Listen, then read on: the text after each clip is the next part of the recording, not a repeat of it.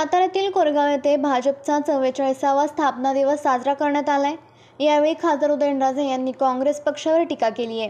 काँग्रेस काळात गरिबी हटवाच्या घोषणा असायच्या, मात्र या घोषणा इलेक्शन पुरत्या मर्यादित असायच्या। निवडणुकीचा निकाल लागला की त्याच तळागाळातील लोकांना गाळात घालण्याचे काम काँग्रेस पक्षाने केले असल्याची टीका खासदार उदयनराजे भोसले यांनी आपल्या भाषणात केली आहे। काँग्रेसच्या घोषणा काय की गरिबी हटावची घोषणा केली, पण मात्र त्या निवडणुकीच्या काळापर्यंतच फार बेंबीच्या डेटापासून अत्यंत तळमळीने त्या दिल्या जायच्या, पण अत्यंत तळमळीने तळागाळातल्या लोकांबद्दल बोललं जायचं। पण निवडणुकीचा निकाल लागला की पुढच्या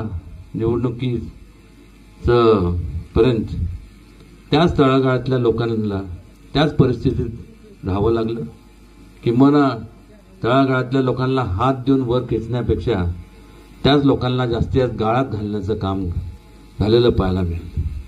या उलट जर भारतीय जनता पक्षाचं आपण जर संपूर्ण ध्येय धोरण जर पाहिले तर आपल्याला दिसून येईल की दुर्लक्षित, दुर्गम, वंचित आणि खऱ्या अर्थाने गरजू आहेत, महिला असतील, मुलं असतील, ह्या लोकांसाठी, सर्वांसाठी, शेतकरी वर्ग असेल, एवढ्या योजना राबवल्या गेल्या।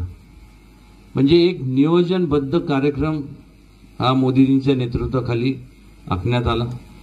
आपल्या तालुक्यातील जिल्ह्यातील बातम्या सर्वप्रथम पाहण्यासाठी आजच सातारा न्यूजला YouTube चॅनलवर सबस्क्राइब करा, लाईक करा, शेअर करा आणि बेल आयकॉन प्रेस करायला विसरू नका।